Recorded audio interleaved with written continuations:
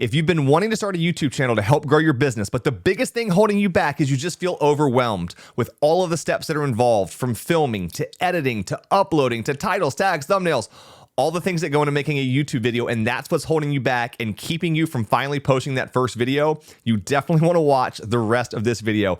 Guys, in today's video, I'm going to take you side by side along with me through a live training that I recently did to our mastermind group here at LPT Realty, where I took the entire mastermind group start to finish through exactly how to shoot, edit, upload, and do all of the details that go into making a YouTube video. My goal during this training is to have you walk away feeling 100% confident in your ability to film a video, edit that video, upload that video, create a thumbnail, and post it to YouTube so that you can start growing your business.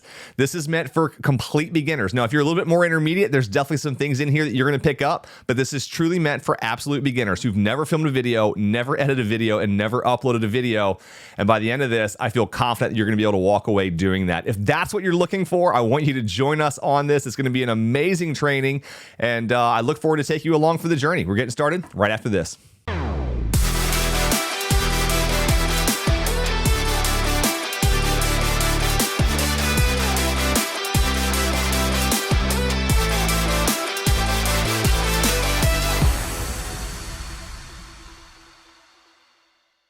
Awesome. So, hey, welcome everybody. Again, Mark Amos. Hopefully we have met before. If not, pleasure to be here with you. What I want to do today, the last time I did one of these, we kind of talked about the reasons for why we want to use video, and particularly YouTube as a platform to help grow our business. There's a lot of benefits. If you missed that, go back. It's recorded in the Relentless group, and it's also on AJ and I's Elevated Agents YouTube channel. There's a recap of that. That's the why to do it. So now we want to start getting into the how we do it. And again, I really want to start this from, I'm going to assume that no one on here has ever filmed a video, ever edited a video, ever uploaded a video. So I really want to start from like that level, because I think if we build the right foundation on this call and we understand what goes into making your very first video, from there, once we've made the first one, we can start improving them, getting a little bit better, and start really kind of refining and getting better. That's the biggest thing. The best way to make good videos is just to make a lot of videos. Your first, who knows how many, 20, 30 videos may not be that good, but they're going to continue to get better. You're going to continue to get faster. The first ones are going to take a lot of time. You're going to get kind of frustrated, but I want to go through and we're going to edit a full video, start to finish together today, so that when you walk away from this, you should have the confidence that you can sit down and basically replicate the same thing. So what I'm going to do as well, and I can either put it in here, let me see if I can find it now. I want to share the file that I'm using. So I want you to guys have all of the footage. So let me get let me copy a Dropbox link here. So I'm going to put this in the chat, and that way anyone who wants to literally edit the exact same footage, if someone wants to click on that, let me know if you can actually get these files. So that has every file that I use from all the B-roll, everything that's in there to make the video that we're going to make together, you will have. And so if you want to kind of practice editing a video on your own without you even filming, because I suspect, and I could be wrong, but awesome, Chris, thank you. I suspect that most of the people on here, probably the biggest thing they're concerned about, or the one thing that's probably the most intimidating, is the editing part. So I want to spend the most time today on editing. But if we don't do some things before the edit and after the edit right, the editing still is not going to matter all that much. So I want to go through all that. So I've got some slides that I put together just to keep me on track, because I will tend to ramble. All right, so first, let's talk about filming. So the video that I shot strictly on an iPhone. This is an iPhone 14 Pro Max. You can use anything that you've got. And so I wanted to do this video with that. To be completely candid, the video that I posted, if anyone saw it, so basically there's a video on the Relentless Facebook page right now. We're going to make that exact same video. So the video that was done yesterday, I'm just going to re-edit it together, and we're going to go through that whole thing so you can kind of see what the finished product is supposed to look like. I wanted to do it on an iPhone because I want to show you that you can still make good quality videos on just an iPhone with very cheap equipment. So I used an iPhone, a little iPhone holder. This thing like came free with a tripod. These are probably like $2 if you don't have one. And then this is a little lavalier mic that plugs. It's got a little Thunderbolt port, and it plugs directly into your phone. This is like a 10-foot cord. And so it literally just plugs into the phone, kind of where your charger was. Run the lavalier mic up your shirt, put it on your shirt collar, and that's basically your setup. So that's what I was using to film everything. We can do more in-depth ones later if somebody wants to learn how to shoot on DSLR cameras, mirrorless cameras, all that. But we're gonna keep this really bare bones for today. So the first thing I want to talk about that trips a lot of people up is understanding which way they should be videoing. So if you're doing, TikTok, Instagram, YouTube Shorts, what we would consider short form content, we're going to be vertical. Now, for the purpose of YouTube, short form content is anything that is 60 seconds or less. If you upload a YouTube short, it has to be 60 seconds or less. So you're going to do some of those, go vertical. If you're going to be doing a long form video, meaning anything over 60 seconds, you're going to be horizontal. So make that note to yourself. That's the difference. If you're doing a short video under 60 seconds, vertical. If you're doing a long form video, horizontal. And that's just because that's how they actually show up on the platform. Now, if you do a vertical video and it is 60.1 seconds and you try to upload it, it is going to upload in a vertical format, and then it's going to have like this blurred background behind it because it's going to play it like a horizontal video. So if you're going to do something that's longer than 60 seconds, I would say probably make it at least 3 to 4 minutes. Minute and a half, 2 minute long videos that are long format don't really do that well. But anyway, that's in terms of camera orientation, that's what you want to focus on. Short, vertical, long, horizontal. All right, cameras. So again, I use my phone, but a lot of people, what they're going to want to do is they're going to want to kind of point the phone towards them so that they can see the screen. The cameras on any of these smartphones, whether it's an iPhone, whether it's a Sony, anything, you've got forward-facing cameras and rear-facing cameras. The forward-facing camera that you would use to like take a selfie is not the best camera that's on your phone. Your rear cameras, these ones back here, are going to give the absolute best quality relative to the front ones. So ideally, you want to be filming with the screen facing away from you, so that you're using the best cameras possible. If you are an iPhone user, and the hard part about that is you can't see yourself in the frame, right? So you're going to set the camera up, the screen's facing away from you, you can't see it. So if you have an Apple Watch, there's a really easy hack on your Apple Watch. If you go into, I can probably take it off and show you guys. There is, let me see. There's a little gray, I can see it. Sorry, it's not showing up. There's a little gray camera icon that's going to be on there. So it's just a gray circle icon and it has a camera. If your iPhone is on and it's in the camera mode and you hit that, you'll be able to see exactly what your iPhone sees on your watch. So that's the easiest way if you have an Apple Watch and you have an iPhone to get the framing right, is you can set it up and then you can actually see yourself, whatever the camera is seeing on your watch, and you can actually press record and stop at the same time. So that's going to be the easiest way. If you don't have an Apple Watch or an iPhone, you still want to use the rear cameras. You're just going to set it up, hit record, kind of go sit down, go back, review the footage, see what it looks like, and then you can kind of adjust up or down, sideways from there. Try to make sure everything is level. These things do not have automatic horizontal leveling in there. And then really all you're going to do is have a little tripod, and you can use a full height tripod if you don't have like a table or anything to put it on. Otherwise, just get a little tabletop tripod. I think I have one here. So you've got a couple different options. These are really cheap. Again, budget stuff. So this is kind of like a little selfie stick that telescopes. You can put your little camera mount on the top, and then at the bottom, there's a little tripod. So you can set that on a table, on a desk, anything like that, have the camera pointing at you, you're good to go. There's some other ones like these little Joby ones. You can wrap these around stuff, set them on a table. So those are probably your cheap budget options. Again, you're probably looking at like 10 or 15 bucks for this. A lot of these are going to come with these little cell phone holders. Get a cheap lavalier mic, anyone that works with your phone. And that's the most budget way to get into this. But again, you want to use that rear camera if you can, and that's how you do it. Again, the Apple Watch trick. All right, resolution. So most everything that I film is going to be in 4K. When we're talking resolution nowadays, we're really talking HD, which is 1080p. That's the quality of a Blu-ray disc. And then you've got 4K. And so 4K is basically twice the number of pixels as what you have. It's not actually 4 times, it's like twice the number of pixels. So everything that I shoot, I'm going to shoot in 4K, even if I'm going to end up uploading in 1080p. So when you do something like a YouTube short, most of the time, even if you film that in 4K, they're going to downgrade that into 1080. And so when we're talking about resolution, we're just talking about how many pixels you're actually capturing, right? What's the resolution?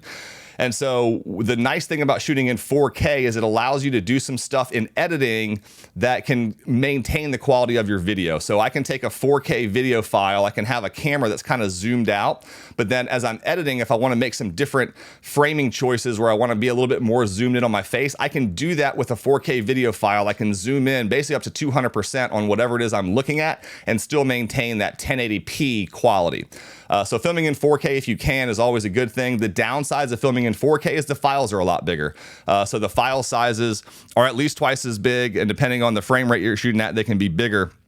So it's going to take up more memory on your phone. It's going to take up more memory on your computer. And it's also going to be a little bit more intensive on your computer when you get into the editing process. It's going to be harder for it to edit 4K in terms of like machine power that your computer needs versus 1080. But my recommendation for you, either one is fine. If you shoot every single video that you have in 1080p, and you're not going to get any fewer clients or fewer leads than if you shoot everything in 4K. So there's really no reason though to not film in 4K if you have the option. So that's my recommendation there. Resolution. Okay, frame rate. So a lot of people don't know what a frame rate is, but it is important. So frame rate, if you think of what a video is, a camera, all it does is collect light, and it uses that light to make an image, a still picture.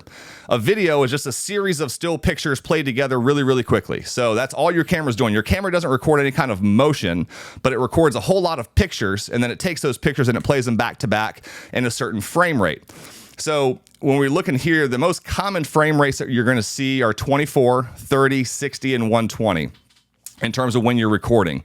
So if you think about that, so 24 frames per second mean that your camera took 24 pictures and it's going to play all 24 pictures sequentially in 1 second. 30, same thing. 60, same thing.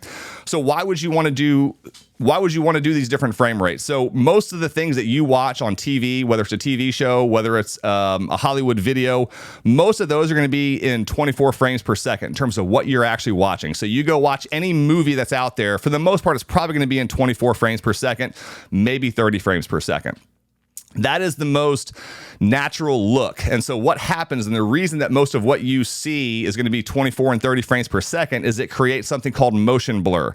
Motion blur is when my hand is moving, you don't see every single finger the whole time. There's some blur to my hands. And that's because when it's taking those individual pictures and then playing them back, the distance that my hand has moved from one frame to the next, there's a little bit of a jump. So it creates that blur. And that's how we generally see things in the real world. So anything that you see, in the real world that you're looking at, unless you're like really, really, really focusing on it, if you think about a ceiling fan, when there's a ceiling fan going and you look up at the ceiling fan, you don't see all the blades simultaneously going around. You see motion blur. You see a blurred motion. Now, if you focus really, really hard and you try to pick out one blade and kind of follow that blade around in a circle, you can sort of freeze that one blade.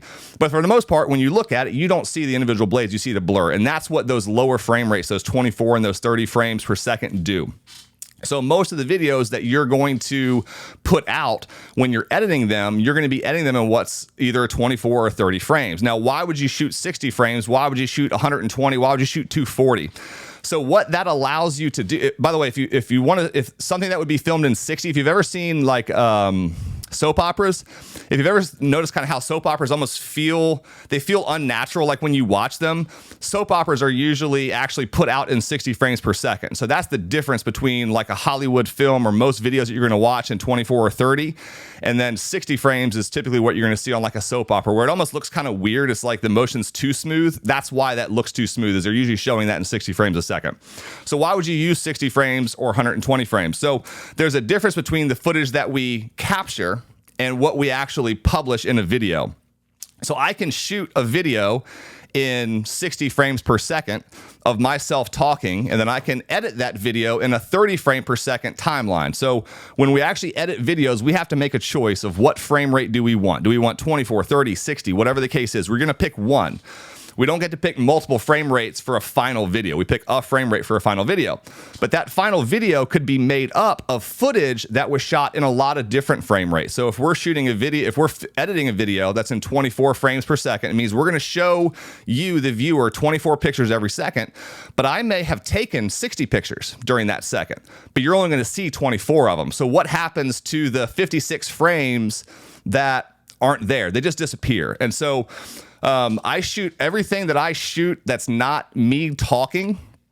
I shoot in 30. I shoot in 60. The only thing I shoot in 30, and all the videos that I put out are 30 frames per second. It's just easier for me to remember. I just shoot everything in 30. I edit everything in 30.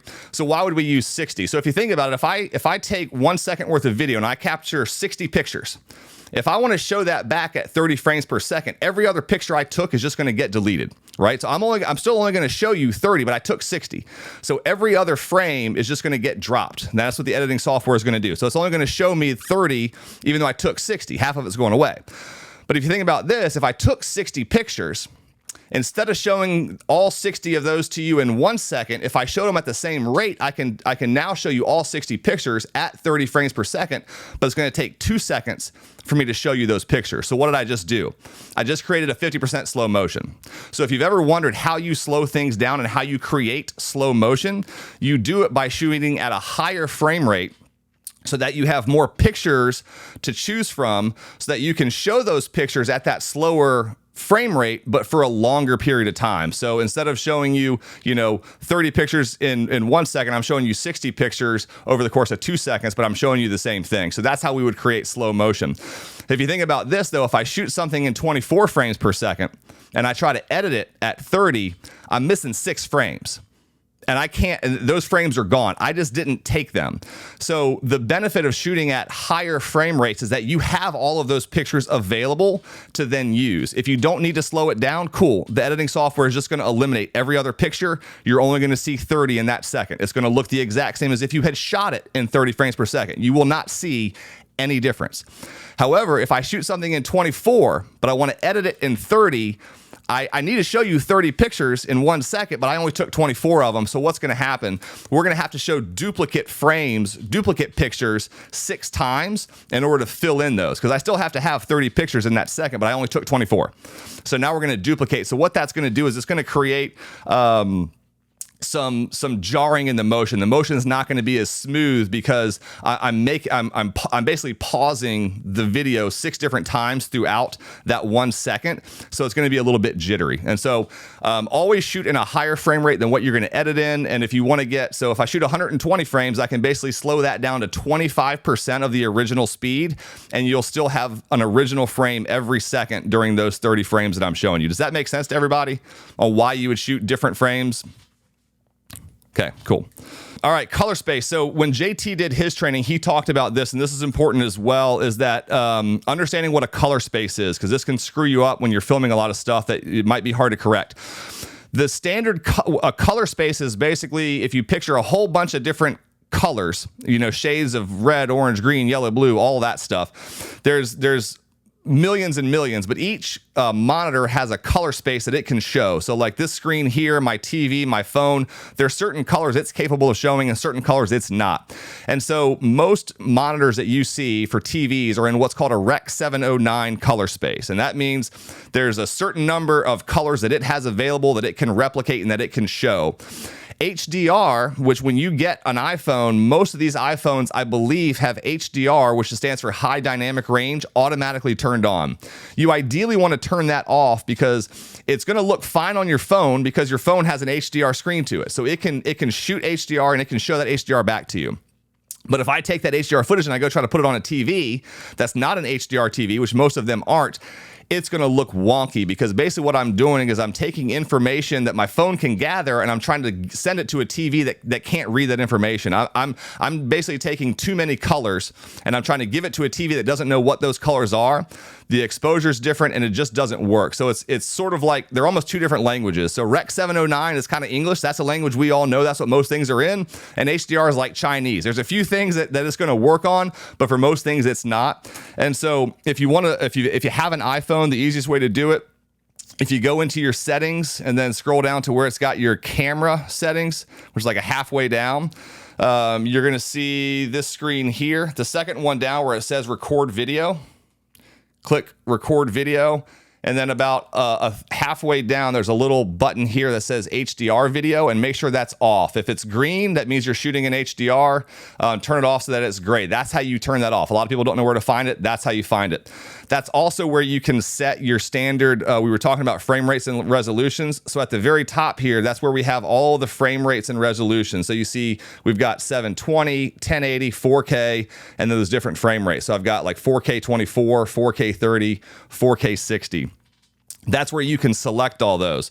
When you have your camera actually up on an iPhone, in the little upper corner here, that's where it's going to show you what you're recording in. So you can see right now that's set at 4K 60. That's what I shoot basically everything in. If you just tap that, it's going to cycle through. So now I'm shooting 1080 60. If you see HD, that's the same thing as 1080p. I can hit it again. It's going to show me that I'm doing 1080 and 30. So that's how you change all that stuff as you're doing that. Those are real quick, easy ways to change between your resolutions and frame rates. There's going to be a default that when you open your camera up, that's what it's automatically going to go to. Mine's 4K 60 because that's what I generally shoot everything in. It gives me the most information that I can go back and use, slow down if I need to, or whatever. And again, turn your HDR off. Okay, lighting. So here's so lighting is one of the most crucial things to good video quality because again, all a camera does is gather light. That's all a camera does. It's gathering light and it's taking that information it gathers from the light and it's creating an image from the light that it gathers. And so we want to give it a lot of light. The more light we can give our camera, the better job it can do of gathering that information and giving us a nice, clear picture. There's something in your camera, and we're not going to go into this really today because it's a little bit more advanced, called your ISO. That's the sensitivity of your sensor. So you have a little camera sensor in there that's trying to gather light, and you can choose if you wanted to how sensitive that sensor is. The more light you have, the lower the sensitivity can be to still get light, and the lower the sensitivity is, the more clean the image is. The darker it is, the higher the sensitivity has to be, and so it's trying to work harder to try to find light that may not be there, and that's when your footage gets kind of grainy. So if you ever take a video in low light and you realize it's really kind of grainy, it's not very clear, that's because the sensitivity of your sensor is so high that it's introducing a lot of noise and grain into what you're shooting. So generally with light sources, you want two things in order to get soft light, and soft light is where we have these kind of shadows that roll off your face. So if you go into direct sunlight, that's very harsh light, and that's where we get really harsh, crisp shadows. That's just not very flattering on your face. So you want to try to avoid that if you can. You want to illuminate your face. Illuminating the subject is the most important thing. And with light sources, the bigger the light source and the closer you are to that light source, the softer the light would be. So a small little spotlight really far away is going to give you a really harsh shadow. A big soft box or a window. So that's the easiest thing to do if you really want good light. Natural light is the best light you can get. Open a window, get close to the window, and face the window. You don't want to be backlit. So if you're going to be filming near a window, you don't want the open window behind you because all the light is shining on the back of your head and not the front. So that's the easiest, cheapest way to get good lighting is get close to a window. The largest window you have, get close to it and make sure that light is coming in on your face, preferably at some kind of an angle so that you do have some shadows that roll off. And then if you're not fortunate enough to have a good area that you can film that has natural light, your best bet is going to be to go to some type of an artificial light source. Overhead lighting that you typically have in your room, whether it's in a ceiling fan, recessed cans, whatever that is, that's not going to be your best lighting because that's taking all the light and basically shining it down on the top of your head. And so that's going to create shadows below your eyes, below your nose, and all of that stuff. So you really want the light to be coming at your face more than at the top of your head. So, let me ask you a question. Yeah. Very specific to my situation. Sure. I'm in New York right now, and there's a huge window out in front of me right now. Okay. Window over here. How does the lighting actually look? What I was thinking of doing is just green screening behind me. Everything else from the natural light looks good. Do I need extra light, you think? No, especially if you're green. So the thing with a green screen too is just you want to make sure that the green screen is well illuminated. If you have a lot of shadows in your green screen, that can screw it up. But if you've got a big window pouring in, it's going to naturally fully illuminate that green screen. And one thing I'll show you too, Damien, is with some of these editing softwares, they've gotten to the point, and now a green screen is, if you want to have, if you don't want to build a big studio or something like that, what you see here, this is actually a fake wall. So everything that you see, I actually built a room with inside of a room. I move a lot, and so I don't want to have to rebuild a studio every time. So this is actually a completely fake studio. I could literally take all of this, put it in the back of a truck, drive it to a new house, and set it up the next day. You don't have to do that though. But yeah, if you've got an area that you can film that has good light and you don't love the background, then you can green screen that. Just put a green screen back there or something called I can show you how to do that. But a lot of these editing softwares now, kind of the same way that Canva can cut your picture out and put it onto an image or a thumbnail. A lot of these editing softwares can do that now too, even without a green screen. They're not perfect, but they're pretty good. But yeah, no, Damien, your lighting looks pretty good. All right, thanks, man. So that's lighting. So different lighting options. Most of them are going to be LED nowadays, and there's things called soft boxes. So it's kind of it's basically a diffuser. So you put a light source in something like an umbrella. It's basically like an umbrella, and then it's going to diffuse that light. So what it's doing is making the light source bigger, because the bigger that light source is, the more it kind of wraps around you, the softer the light is going to appear, and that's going to give you the best image quality. Okay, audio, video is probably the least important part of your videos. Audio is way more important than the quality of your audio is more important than the quality of your video, because people will watch video quality that kind of sucks if they can hear what's going on. But if you film the most beautiful video aesthetically, but your audio sucks and people can't hear you, they will not watch your video. So it's way more important to nail your audio than it is your video, because people will watch crappy videos if they can hear it. People will not watch beautiful videos if they cannot hear you. They will immediately turn it off. Go experiment yourself. Go on YouTube and find videos. If the audio is crappy, you're just going to automatically turn it off, go to the next one, because you just can't. It's too frustrating for most people. So that's very important. Audio is sort of similar in that you want to get similar to lighting. The closer you get a light, the more soft to your face. The closer you can get the microphone to wherever it is that you're talking, the better. The easiest, cheapest way, I think, to get good audio is just a lavalier mic like I showed here. So again, this is going to go up under my shirt. It can go outside my shirt, whatever the case is. That's the cheapest way to get into it. Get something that's long enough to just plug directly into your camera. Get something that's 12 feet long if you have to. That's the cheapest, easiest way. There's other, this microphone here, this is a Shure SM7B. It's the same one that Joe Rogan uses. It's a $400 microphone attached to a $100 arm with a $700 video recorder. So where this is like $20, this is probably $1,300. Does the audio out of this sound a lot better than this? Yes, but not that much better for most people. And so there are ways that you can always spend more money to get better results. But initially, it's more important to just focus on kind of learning how to do all of this stuff. And so I wouldn't go out right away and go spend $1,500 on a new microphone when there's probably better places that you could spend that money and just really kind of learn how to make video. But the biggest key is just, if you have a microphone, get it as close to your face as you possibly can. If you're going to use something like a shotgun microphone, what you can mount on top of a camera or a boom arm, just get it as close as you possibly can. You'd be surprised how close you can get things to your face on camera and not see them on camera. So if you have like a little boom arm that you can drop in, you can see my hand now, but you can't see it here. So I could, in theory, have a microphone that's 12 inches away from my face and not have this here. You're not going to see that microphone. So that's one of the best ways outside of like a lavalier mic to get good quality, affordable audio is get a shotgun microphone. And they look like a little hot dog with the little muff on the end. And then just get that as close to your face as you possibly can, either below. So I could have it down on a stand on my desk, shooting right up towards my mouth. And you just kind of want it going right to your chest or to your chin. It's probably the best place to have it pointing. Have it below you, have it beside you, have it above you, but just make sure you're getting good quality audio, because that's one of the most important things and making sure that your videos are watchable. Mark, would you say that Rode or DJI is a good brand? Yeah, for sure. I've got a Rode Video NTG is what I used. That's my main shotgun mic that I have. It's over here on a little boom arm. Rode's really good. And then one thing that I talked about before. So one thing I love, like if you were only going to buy one microphone and it was the only microphone that you were going to have, and you were going to do a lot of different types of videos, from in your studio to house tours to neighborhood tours, I would get a wireless microphone system. I think the best one that's out there is made by DJI. It comes with a little chargeable case. There's 2 receivers, so if you're doing like an interview, they're great. They've got a little magnetic clip. You can put them inside your shirt. You don't see them. The receiver's really, really good. It comes with an adapter that goes straight into your phone, so it's wireless, but it's basically what it's going to do is there's a little adapter that's going to plug right into your phone that's going to receive the audio, and it's going to transmit it into your phone as though it was the audio coming straight to your microphone. So there's nothing additional you have to do. So where this audio here, when I make a video with this, it's a totally separate audio file. It's in no way linked to the video because I'm just recording the audio. So I have to take this audio file and sync it up with the video files later. Now, the editing program that I use, which is not the one we're going to use today, is very easy for me to do that. But depending on the editing program you're using, that could be a lot harder. So early on, I think it's easier if you can just record the audio directly into the device that's recording the video, and it's going to save you a big step and one potential headache or frustration when you get to the editing. But yeah, that little DJI one, there's 2 mics, that's probably like $350.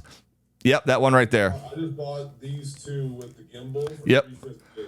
Yeah, and that does everything. That does everything that you need. Yeah. So, because the cool thing with that is you can use it in studio as well. It also acts as a recorder. So if you wanted to, if you had a different lavalier mic that you wanted to use, the little thing that is a microphone also records audio separately. So if you wanted to plug a separate microphone into that, you can do that. So that's a really good one if you've got the budget for it.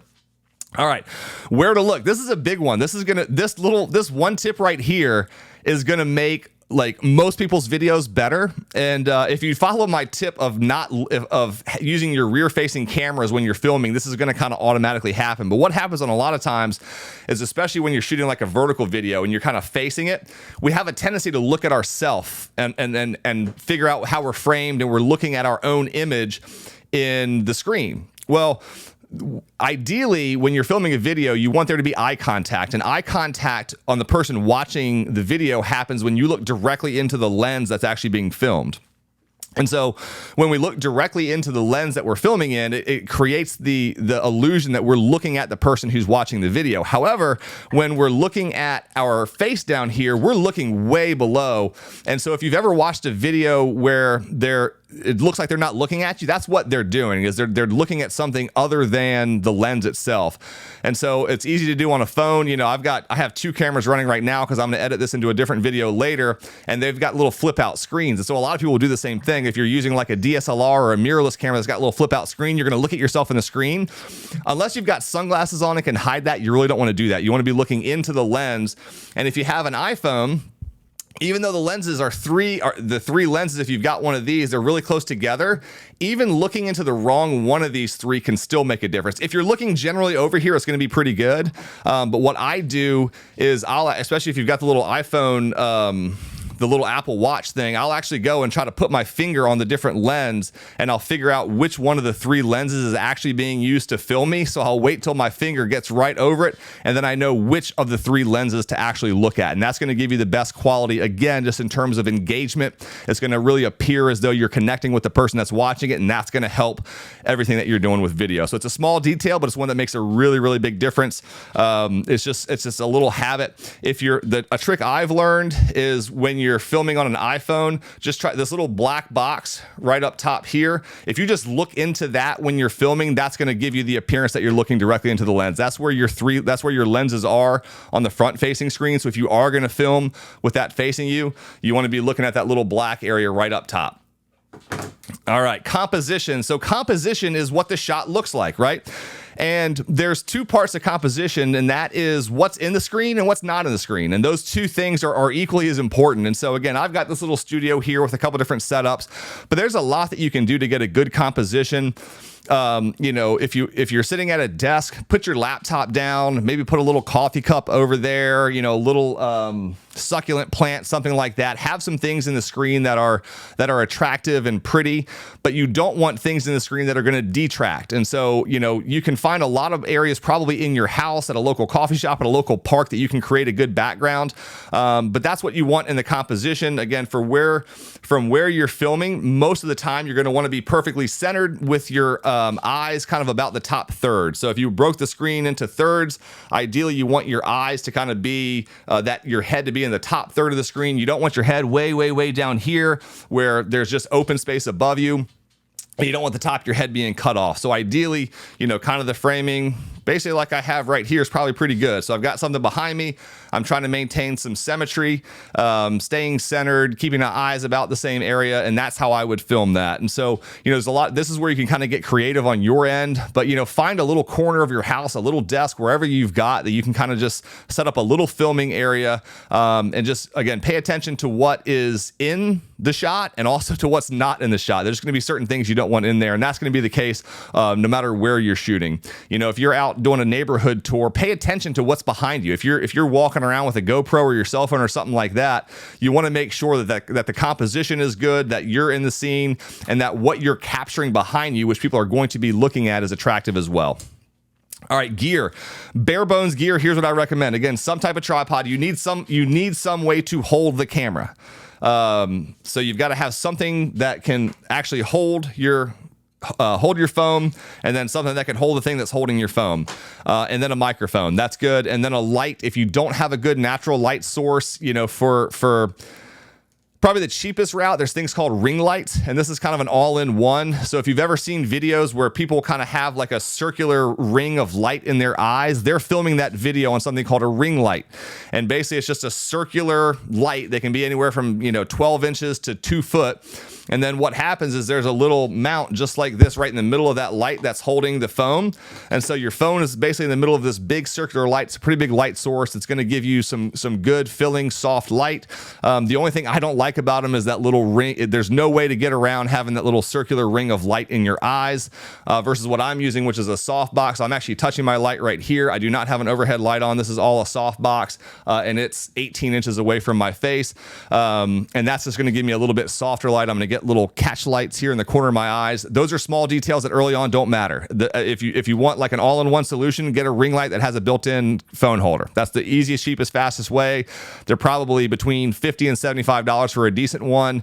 You can travel with it. You can take it to a hotel room, wherever you're at. You can bring it along. They're lightweight, easy to travel with, cheap, and that's probably the best way to get set up if you don't want to buy bigger, more expensive lights right off the bat. All right. Yeah. Yeah. I had bought one that clips onto the phone. It's like $10 or $15. Is that? I mean, it's small, but is that? You can do that. Yeah, I've got a bunch of the little ones. So any light source, even if it's a bad light source that illuminates you, is better than a small light source that still illuminates you, is better than not having that light source and being dark. So any light source that you can add is going to be better than nothing. But if you want the better light is going to come with a bigger light source closer, but the little ones like you're talking about, I know exactly what you mean. I use a ton of those. I have ones that are all the little accent lights that you see like back here. Those are those same ones. These just happen to be able to change colors as well. But any kind of light like that is good. And especially if you're doing a home tour, that's probably your best bet. So, you're not going to be walking around with a ring light, but if you're walking through a house that maybe doesn't have great natural light, that's going to be your best bet. Let me grab one. So literally even something like this will work. I've got this on blue right now, but I can switch it over to white. So I can have this on me as I'm walking through a house. And if it's attached to, and a lot of these phone holders will have a place that attaches to it. And so as I'm walking through a dark house, having this on me is going to be way better than not. Even though it's a small light source, that's probably your best bet. What's the brand of that light?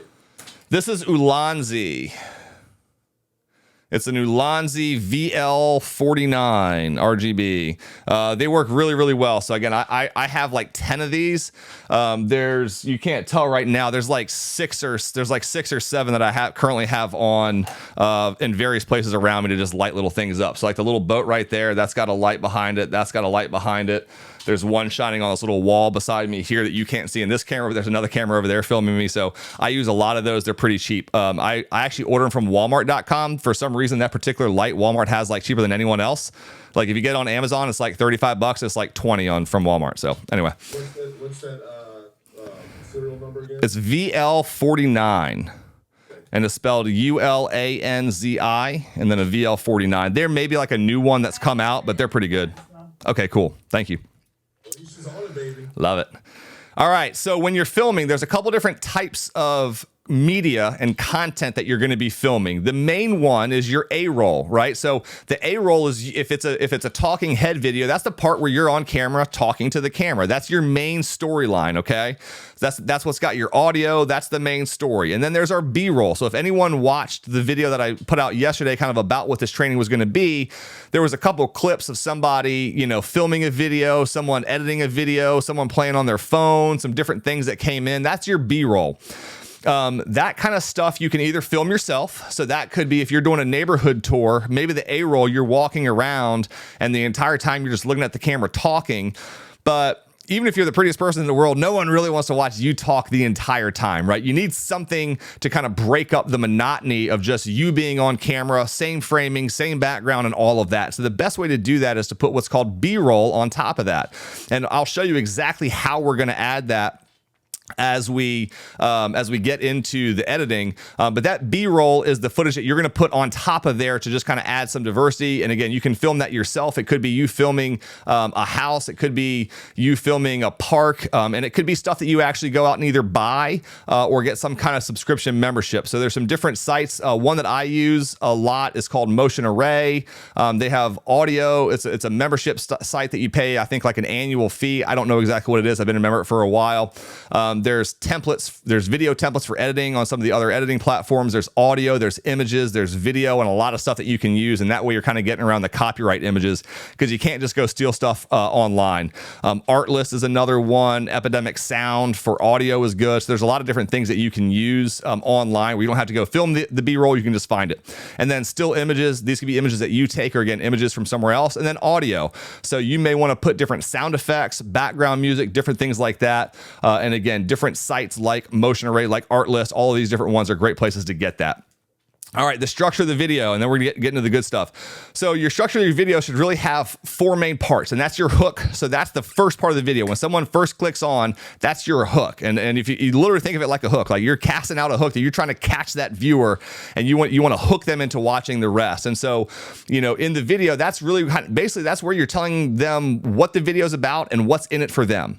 So within those first 5 to 10 seconds, you need to be able to let them know why they should continue to watch your video for longer than that first 5 to 10 seconds. So that's what you're kind of setting up there.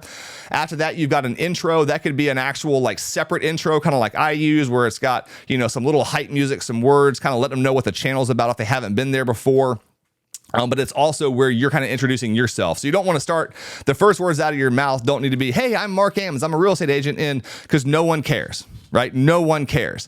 What they care about is what are they going to learn if they watch your video? You can introduce yourself later, but you don't want to make that the first thing out of your mouth. So tell them what the video is going to be about. Tell them why they should watch your video. And then after that, let them know who you are, what you do, what your channel's about, and all of that. Make that quick. And then you're going to get into the body, which is the actual message that you're delivering.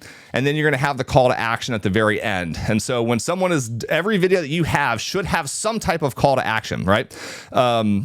And that's going to be different for each one. You may be putting out a video and the only call to action is you want to try to get some more subscribers. And so you're going to let them know, hey, if you got some value out of this, you want to see more content like this, go ahead and hit the subscribe button down low, ring the bell so you get notified when new videos come out. That might be one call to action.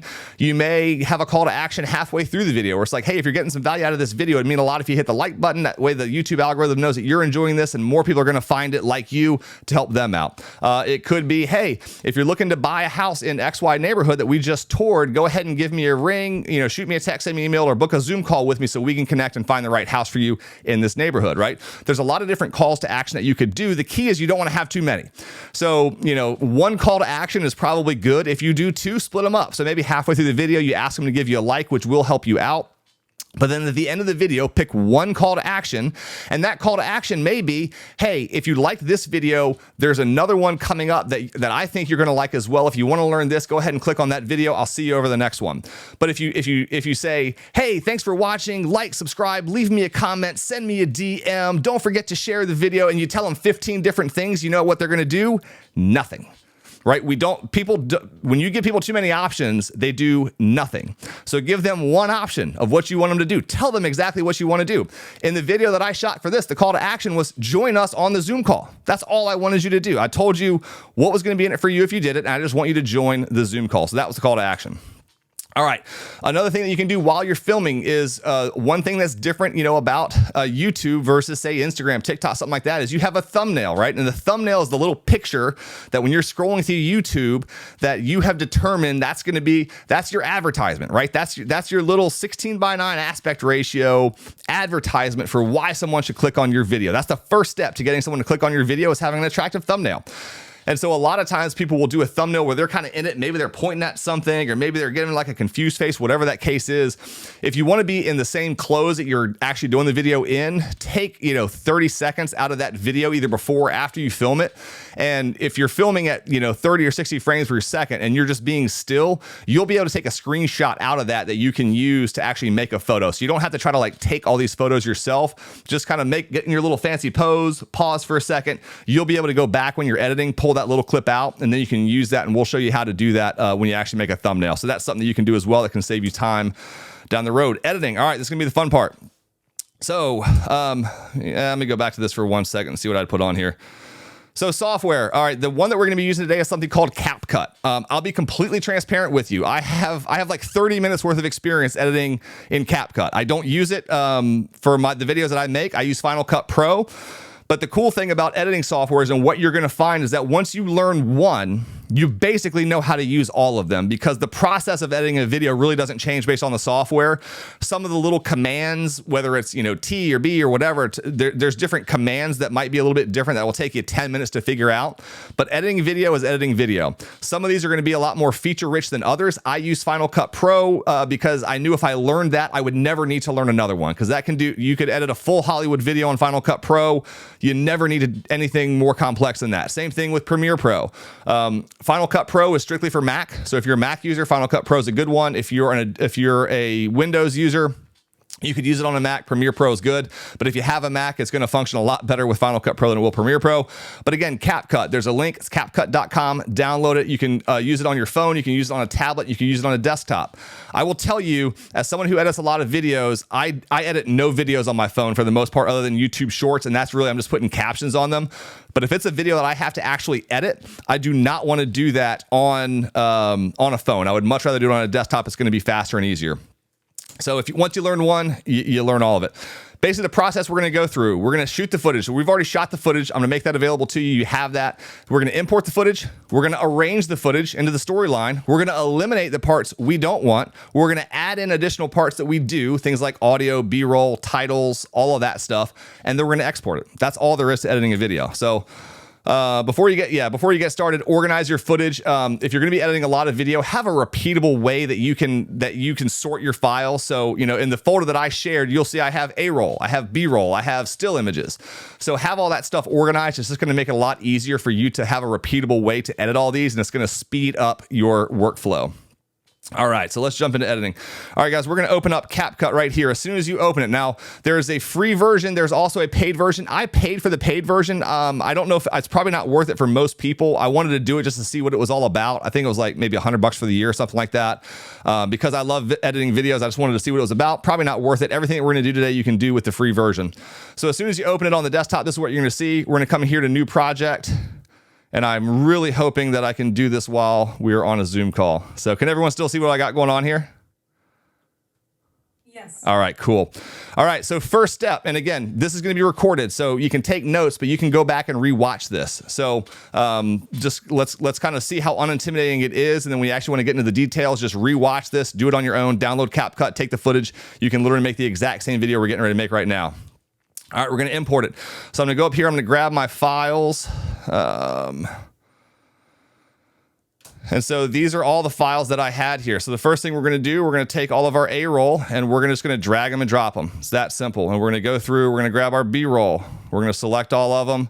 And we're literally just dragging and dropping them right into our little editor right here. And then images, we're going to take those.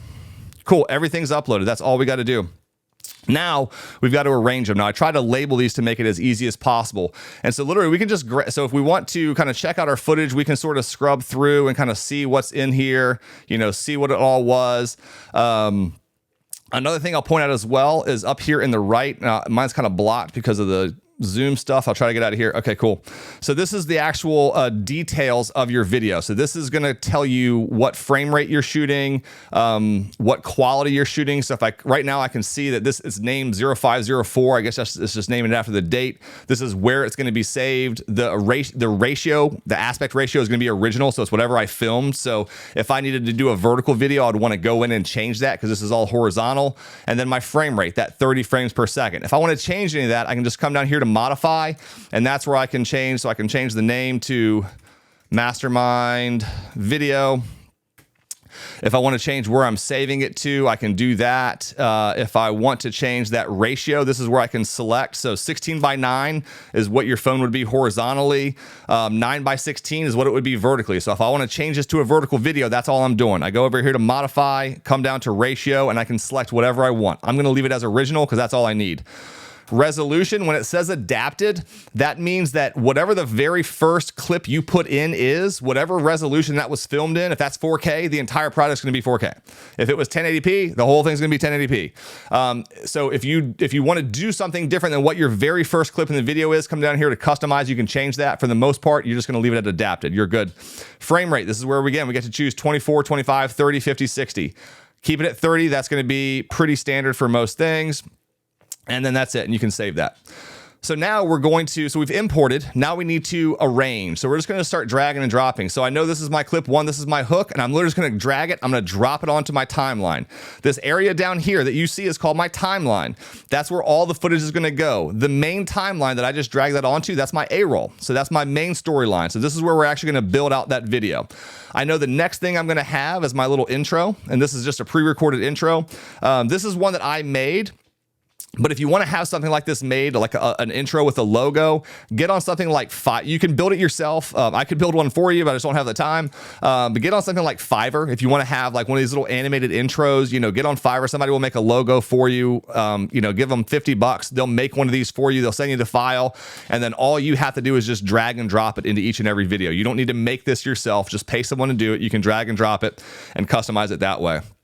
The next thing we're gonna have is the body, all right? And in this case, you have the same one for almost every one of your videos. Per channel, yeah. So I have 3 different channels. Each one of those channels has a different intro. Consistent for that channel, right? Yeah, the travel videos that I do, the music is the exact same and the tempo is the exact same, but the file clips are different. There's something called a generator, so I can there's a template and I just drag and drop different parts of the video that I want. So it's like 16 different video clips that are only like 3 seconds, and that's basically like a teaser reel for what comes in the video. So you can watch the first 30 seconds of my travel videos and you know exactly what you're going to see. It's kind of like a highlight reel, to get somebody hooked. Really was, you want that consistency. Yeah, I think so. And that's, it's like anything else, right? When you watch your favorite TV show, there's a party that almost kind of looks forward to that. Like if you watch Friends, you want to hear the damn song. You know what I mean? Like in this, you don't want to hear a different song every time. And every once in a while they mix it up, and that's cool. But for if you sit down and watch Friends, you want to hear the damn song. So that's the same kind of thing, right? And that's all you're doing is just kind of giving some consistency and some branding. And that's all this is just branding. When someone hears this music years from now, they're gonna be like, oh, that's the Elevated Agents song. Yeah, I recognize that, right? So same kind of thing. So that's it. So we just put in, we basically just made the video right there. Like that's truly editing a video in terms of like building it out is just that. So now we've imported and we've arranged. Now we're going to eliminate. So there's things in here we don't want. And that's basically, it's kind of like there's the famous sculptors where they're like, how do you sculpt this? Like, I just remove everything that's not the final product. That's basically what we're doing in this video, right? We're sculpting this, and now we've got this huge chunk of clay, which is all of our stuff, and we're gonna remove everything that's not the video we want the final people to see, right? That's all we're gonna do. And so here's a cool trick. The more you do this, the more you'll realize that you actually edit your videos more based off of the audio than you do the video. And so this little area right down here that you can see, let me see if I can zoom in. Sorry, I can only get this, but so big, guys. Yeah, we can kind of see it here. So right below my little picture, there's these little vertical tick marks, right? That's showing the audio waveform. So the higher those little peaks, the louder the audio. If you see something like right here at the beginning, there's basically no audio. That's just background noise. That's probably me breathing. And then you come up here and you see where so right here, I'm not talking. You barely see anything on the audio. And as soon as I start talking, boom, you can actually see down here where that audio picks up. That's the fastest way to scrub through your footage and eliminate stuff that shouldn't be there. So unless there's a reason for you to have silence in your video, get rid of it. And so for me, I could scrub through and I could see where I started talking, but I can also see down here exactly where I take pauses, where my video ends. So like right here on this video clip, I can see I'm not saying anything, boom, and I know where I start talking. So that's the easiest way to find the areas that you want to remove. And so if you're, as particularly now, both of these clips, just for our sake, are in single takes. So there's no cuts. There's nothing that you need to cut out in terms of content. But that's not going to be the case most of the time. You're going to have screw ups. You're going to have multiple takes. You may need to say the same thing 5 times. When that happens, just leave a little bit of pause in between when you're saying, when you screw up, just take a second, collect yourself, try to say it again. And what that's going to do is it's going to create a dip in that little audio wave. So it's going to be really easy when you're coming in to edit to see where you screwed up, to see where you stopped. And then you can go in and you can, kind of scrub through and go, oh, okay, I must have had a retake here because the audio dipped off. So that's what you're actually gonna do. All right, so this is our video.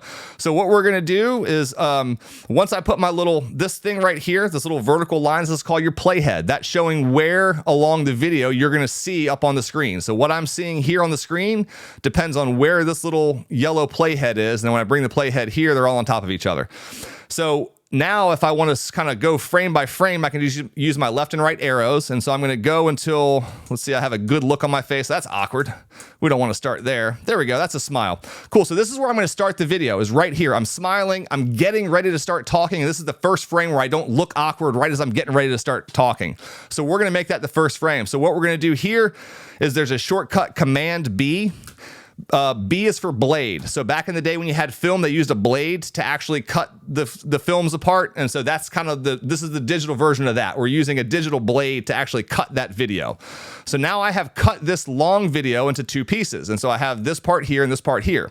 If I play them through, you're not going to see any kind of cut. It's going to continue. Even though I cut that, they're now 2 separate video clips. You're not going to see any difference because I didn't remove anything. But this whole first part here, I don't need. So I'm just going to select it. I'm going to hit delete. That's gone. So now when we go to the very beginning, if you've been wanting to start a YouTube channel, but the main thing, we start exactly where I want to start. So that's good. Now, I happen to know that I don't need to cut anything out. You could scrub through this whole thing. If you had to do multiple takes, scrub through it, find the last part where you said the thing that you actually want to say, delete everything else. This is a single take. So I can go to the very end. And again, I can look down here at the audio and I can see where I stopped talking. So I know if I come to about right here, I'm getting ready to stop talking. right after this. And the space bar is kind of your play pause. So as I move my mouse around to the area I want, once I get there, if I want to play that footage, I just hit my space bar, it's going to play and I'm good. So I'm going to come here and I know I stopped talking. So I'm going to do the same kind of thing I did at the beginning, is I want to cut this basically as soon as I'm done talking. I don't want to stop talking and then have just white noise. So I'm going to scrub through and I can see I'm done talking basically right there. I go back to a smile. That's the end. So now we're going to do the same thing. I'm going to keep my playhead right here and I'm going to go Command B. Boom. I just split my clip. I'm just going to select the end and it's gone. So now this whole intro clip, this hook, start to finish, it starts where I want, it ends where I want. There's no voids in the middle. But if I did, I would just cut out the parts that I wanted, right? So that's it. So that's how we edit that first clip. That's going to go right in here to my intro. Now, if you look here at this intro, you see all this orange at the top. That's telling me that my audio is really, really loud. And if we play this through, what we're probably going to hear is the audio on that intro, on that hook clip, is going to be a normal volume, and then we're going to get real loud. So let's see if that's the case. What you're in store for right after this. Yeah, very loud. We don't want that. So in order to adjust our audio, the easiest way, we're just going to click on the clip, and we're going to come up here to audio, and boom, there's our volume. Now, right up here, if everyone can see my mouse, right below this main area, there's these little stacked bars. When I click on that over on the right side, it's going to show my audio level. So right here, everyone can see it. So mouse right here in the middle, there's little stacked bars. When I click on that, over on the right side here, my audio levels pop up. So I can actually see how loud my audio is. For most and these are in decibels, for most dialogue on a video, you want to keep it between like -3 and -4 decibels. So as I'm playing through this, I'm super excited to share all of this. These numbers right here, they're kind of getting stuck, between -3 and -4. So that's where I want it. And then when it went to that intro, it went up to like 1 or 2. I like to keep that intro audio fairly low, like -8, -10, because I don't like it to like blast people. So I'm just going to select that and I'm going to drag this audio down. I'll probably take it down like 8 decibels or something and then see where that's playing. Cool, so that's keeping it down around -7. I may take it down even a little bit more, but that's basically how you would adjust the volume. So if when you recorded your video of you talking and you're playing it back through, if I saw those audio levels staying down around like, you know, -6, -8, I would do the same thing. I would just select my clip, come up here and boost that audio until on the right side over here, I'm seeing those little green bars going and staying at the peaks. Now they're gonna go up and down, but you want the peaks to be around -3, -4, all right? So now we've got our intro. I don't need to do any editing here. Again, this is pre-made. I'm just going to drag and drop this into every video I do. And now we go into the body and we're doing the same thing. I can see over here, I didn't start talking at all and boom, now I start talking. So we're going to put our playhead there and let's scrub till I don't look super awkward right there. That's cool. Command B. We're going to cut the clip there. Select the clip that we didn't want and delete it. And now we're starting at the right spot. I happen to know that on this video at the very, again, there was no takes that I have to cut out. That's going to take more time initially, but for the sake of this, let's keep that out. I can see where I stopped talking because I can see my audio. So again, we're going to put our playhead there and I'm just going to go until my mouth is done moving. And with a nice smile, we're going to go Command B, blade, select the clip I don't want deleted. So that right there, guys, if you didn't do anything else, that is a YouTube video right there. So I have a hook. If you've been wanting to start, I have an intro.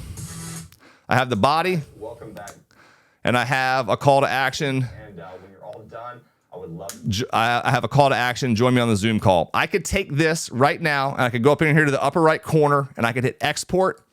That's a video. We can post that to YouTube right now. But if we want to make it a little bit better, there's some things that we can do. And I know we're already at time. This is taking longer than I was hoping, but hopefully everyone's getting some value. If you need to drop off, drop off. I will stay on here as long as we need to. There's not that much more that we're going to do. All right. Captions, right? When you saw the video that I did, I knew people were going to be watching that on Facebook. They're going to be scrolling through and a lot of people might not have the volume on. I wanted them to know what the video was about without having to have the volume on, because if they don't know what it's about and they don't have the volume on, they're just going to scroll right past it. So what we can do if we want to add, the cool thing with CapCut is it can do all of this for you. So if I'm going to go up here, select this, and in the upper left-hand corner, I've got this audio section. Let's click on audio. And then, is that what I want? No, sorry. Text. Don't go to audio, go to text. So go to text, and then along the left side here is a bunch of different kinds of text that we can do. We're going to play around with some of these little templates. But right now, what we want is these auto captions. So hit auto captions, select your language, assuming it's English, and boom, create. We'll see how long this takes because there's a lot going on my computer right now. Hopefully this does this pretty quickly, but this is what you can use to automatically generate all those little captions that you see in YouTube Shorts. Boom, it's already done. So that quickly, I already have captions. Now if I play through, You've been wanting to start a YouTube channel, but the main thing holding you back is you feel. that's how fast you can add captions to this kind of stuff. Now, what I did, I didn't want captions in the whole video. I only wanted it in the intro. So I'm going to get all these little orange, kind of these little burnt orange things that you see. These are the actual blocks of text that it's creating. But I don't want them in the second half. So I'm going to just select them. So I'm just going to push down on my mouse and I'm just going to highlight these. So you can see my little cursor here. I'm going to highlight all these. And when they're highlighted, they're going to light up white. So now all of these that you see, all these little audio clips right here are white. I'm going to hit delete and they're gone. So now all I have are my captions at the very beginning, and then the captions to the rest of the video are gone because I don't want them there for this particular video. Now, these captions are kind of boring looking, so let's go ahead and make those look a little bit better. If you want to zoom in on your timeline, there's a little plus and minus right here. You can go up and down, or if you've got a Mac, you can just pinch, right? It's going to do the same thing, kind of like you can on your phone. So I can pinch, I can go in, or I can go the plus minus. So I want to get in a little bit closer. We're going to select one of these, and as soon as you select one, it's going to automatically populate this little area up here on the left with text. If it screwed up, if it didn't do the captions right, if there's a word that you said that it didn't understand, this is where you can come in and correct that. So I could come in here and change the actual text itself. I can change the font, but there's also all these preset styles. And this is what's cool about CapCut is it does a lot of the work for you. So I think the one I used was this one here. It's a white font with a black outline. And now if I want to make that a little bit bigger, so I can, and you can just scroll through, there's all different ones depending on what you want. And again, it's all preset. You don't have to know how to do any of this, how to customize. Just pick one, find one that you like, go with it. If I want to change the color of the font, I can do that here. If I want to make kind of like a light blue, that's cool. That goes with that. And now if I want to make that a little bit bigger, I just grab my font size and I can scale it up. And so now it's going to break it into 2 lines. However big you need it to be, make it that big. I want it kind of all on one line just like this. So that's it. So now we have text. And now if we play through. If you've been wanting to start a YouTube channel, but the main main thing holding you back is you feel overwhelmed. It's all there. And so that's that quickly and that simply. I added text to it. You can, again, I can come in here. I can delete any one of these. If I only want the first, 30 seconds, I can go 30 seconds worth, delete everything else. So that's adding text. Now, I think what I don't have the video in front of me, so I'm going to try to remember what we had done, but let's add some other stuff. So we talked about, there was some B-roll that I had put in at the very beginning where I said how to. Editing a video. All right. I'm going to show you step by step exactly how to go from filming a video. So that's where I want to add that B-roll, right? I don't want people to get bored. We're already 20 seconds in and all I've seen is me. So let's mix it up a little bit. So now we're going to go back in here into our media. And I had, there's 3 different things I'm talking about. This training was about filming, about editing, and about uploading. So I went on to motionarray.com. I just put in like shooting video and I found some B-roll that I thought would look good. So now I got this clip. I downloaded it. I'm going to click on this clip and I'm going to drag it up top. So the way that these work is whatever is above anything else will show up on top of something else. So these are kind of like layers. And so if I take this video and I were to move it below here, I'm not going to be able to see it anymore because it's going to go away. So whatever is higher up on your timeline is going to show up above you. But I've got this huge long video clip and I don't need it to be that long. So I want to show you guys another way of kind of editing through, right? You can do that Command B, right, to cut a clip. But if I don't want to cut it, I could come in here. I could find the part that I want to use. I could hit Command B. I could delete the part I don't want. That's fine. But the other thing you can do is come to the edges right here. And when I come all the way to the edge of the clip, I get this little handlebar, right? And so that handlebar is basically going to allow me to grab this and then just remove by kind of sliding away the parts that I don't want. And I can do that from both sides. So I know I only want this to be like a second long, and I'm actually going to edit this to kind of the audio. So when I say the word filming, I automatically want this to go to a clip of someone filming. And then when I say editing, I want it to jump to the editing clip. So that's how long we want it to be. So how would I do that? So I'm going to go through, and when I start saying the word filming, I'm going to pause. And I know that that's where I want that clip to start. So let's do that. So we're going to hit play. Filming a video, exactly how to go from film. So I just started to say the word filming. So where this is paused right now, that's where I want this clip to start. So I'm just going to grab it and I'm just going to drag it over here. And as soon as I get it over to that little bar, it's going to automatically, it's kind of magnetic. So it's going to snap to that little line. Now I want to, so that I got my start point, and now I want this to end when I start saying the word editing. And so we're going to play it again. From filming a video, editing. So I'm going to scroll back just a little bit. That's where I started to say the word editing. So now I know the start point is right. And now I just need to take this on the right side here. I'm going to grab it. I'm going to click down that little handlebar. Boom. I'm going to drag it over. And now the length of that clip is exactly what I want. Now, if there was something in that clip that there was a certain section of it I wanted, I could just put that one section. But that's how I can control the length of a clip. And so now we're going to do the same thing with the next one. We're going to drag our editing on here. Again, we can start it right there. If I don't want this guy in there, I'll just get rid of him. And that's going to snap together. And so now I want to end this clip. I want this to end when I start saying the word upload. Editing. All right. Editing a video. So that's where it says upload. So I've got the playhead pause right there. So the easiest thing for me to do, I can just hit Command B. Oh, cancel. Command B. And then I'm going to select the part I don't need, delete it. And now we're going to take our last clip, which is this uploading here.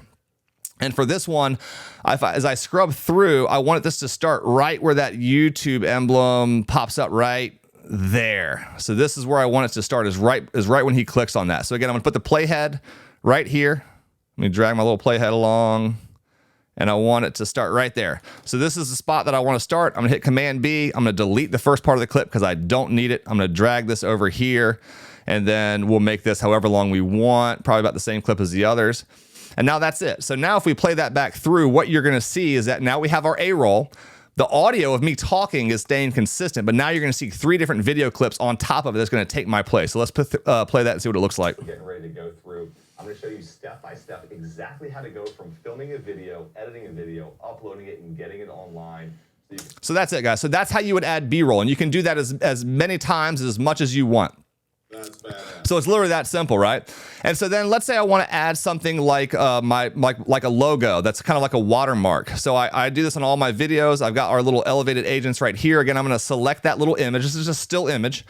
And maybe because I have the captions, I don't want this to start until after the intro, because my intro actually already has that little logo here in the lower right. If I put another one on there, it's going to be a duplicate. It's not going to look good. So but I'm going to take this little clip and I'm going to drag it over here, and I'm going to start it right when the main body of the video starts. But right now it's huge. It's blocking my face. I don't want that. But as long as I have that clip selected, I get these 4 little, and put my playhead over it. When I select that clip, I have these 4 little kind of handlebars here. So I can take this and I can drag it down, and I can make it smaller. I can make it bigger. I can do whatever I want. So I can drag this until where it's probably the size I want.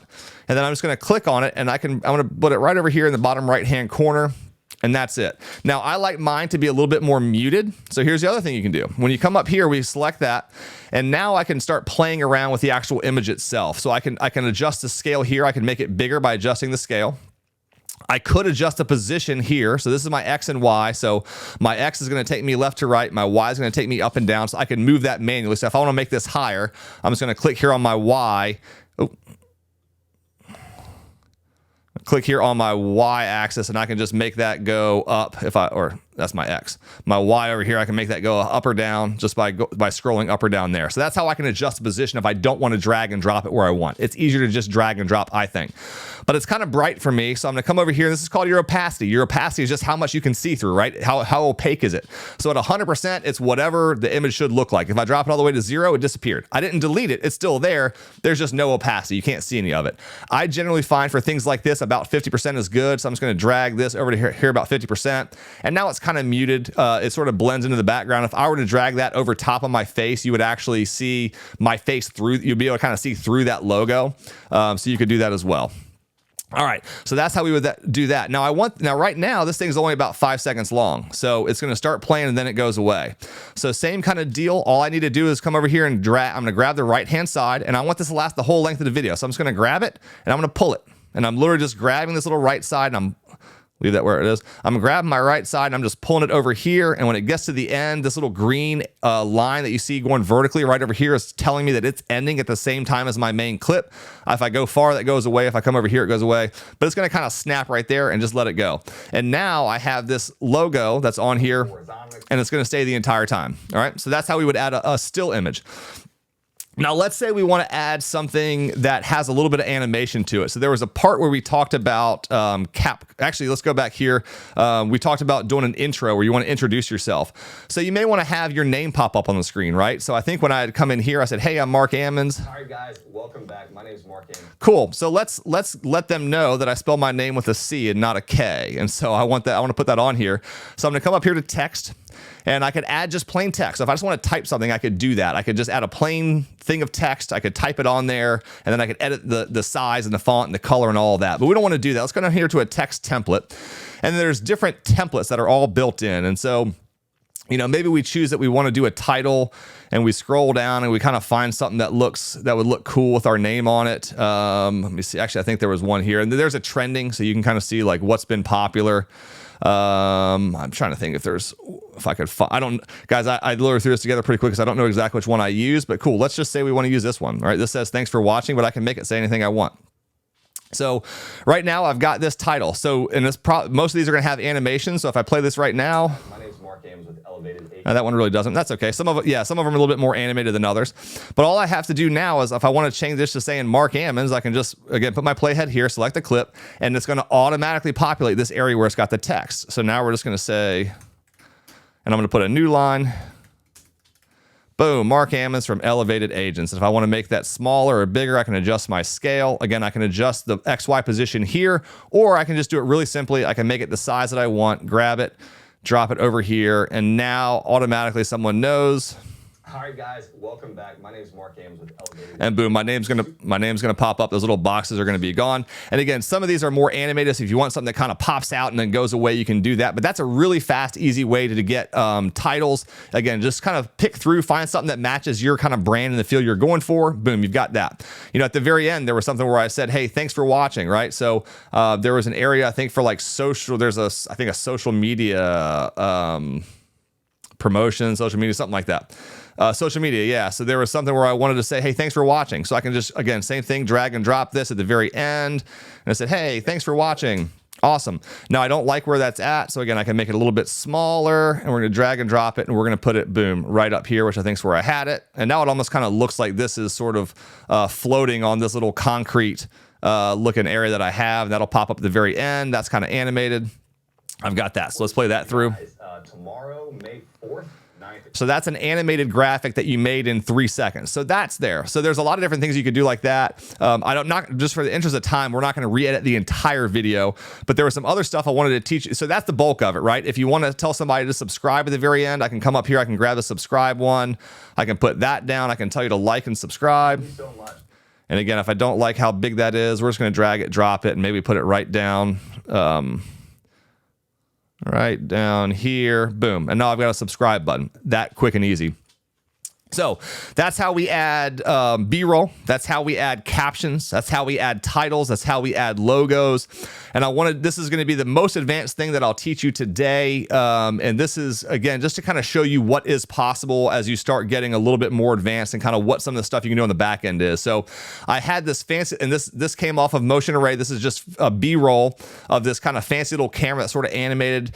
And if you see the background is black, that's actually a transparent background. So if I take this video clip and I come and I drag it down here, We're gonna put it. it's going to be right on top of me. And so I talked about you don't need fancy equipment, and we don't need to find the exact spot I said that, but let's go ahead and take this. And so right now it's kind of awkward, but like I wanted to bring some additional kind of B-roll in, but that's an overlay. So I'm not necessarily trying to replace my face. I want to add to it.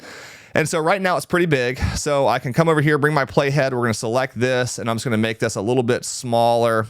And then I want to sort of drag and drop it so that it's right over here. So if we play this right now, it's going to appear and it's going to disappear, and that's it. So we're starting to play. Videos like this, watch the training. We're going to go step by step on how to Boom, it appears, it's going to do its little thing, and then it's going to disappear.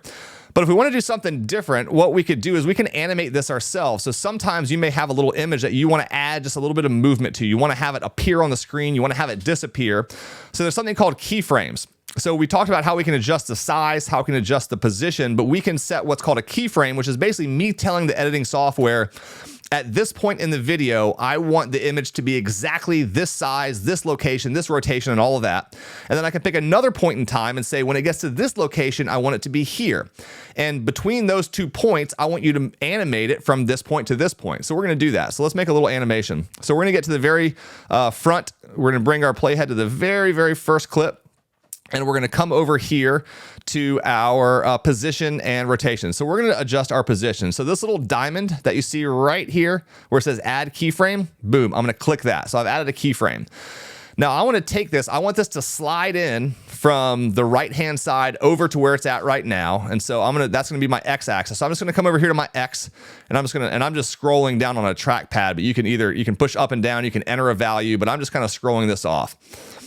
And so right now it's gone, so you can't see it anymore. So there's a keyframe saying that at this point in time in the video, I want that image to be right here. But now what I want is I'm going to move this playhead forward. I can either hit play and say that's a good amount of time of how long I want it to. So basically how far you move the playhead is how long it's going to take this animation to do. So that was a pretty short time, but I want it to animate in pretty quickly. So I'm going to grab this X again, and now we're going to scroll it back onto the screen. And so I'm just going to take this X, and I'm going to keep adjusting this until it gets kind of where I want it to be, right off the logo right here. So if we play that now, videos like this, watch the training. We're going to go step by step on how to do that. boom, it slides in from the side just like that. And we did that manually that quickly, and that's how you can edit stuff. And so then at the very end, let's say I want this to disappear off the screen by going to the bottom. I'm going to come right before the end. I'm going to click back on my clip, and now we're going to set another keyframe. And so I'm going to set a keyframe here, and basically what if I move it now, so basically what I'm saying is at this point in time, I want it to be here, and now we're going to go to the end of our clip, the very, very end, and we're going to do the same kind of thing we had just done before. So now I'm going to grab my Y, and I'm going to scroll it down until it's off the screen. And then I'm going to come back in, and I'm going to set one more keyframe there. So now it has 4 points. So it has a starting point. It has a second point where it moves onto the screen. It's going to have a third point where it's saying, starting right now, I want you to do the next motion. And then I've got that fourth keyframe. So if we play that all the way back through here, we'll see what it looks like. Watch the training. We're going to go step by step. All right, so we're sliding onto the screen. This footage available to you. You can download. It's going to do its little pan and rotation. And then when we get to that final keyframe, it's going to drop right off. Watch the training. Do everything that I So that's it. So that's a simple way to take an image that you want to kind of overlay onto the screen. That could be a title. It could be just something that you want to show. And that's how you can do some really basic level animations.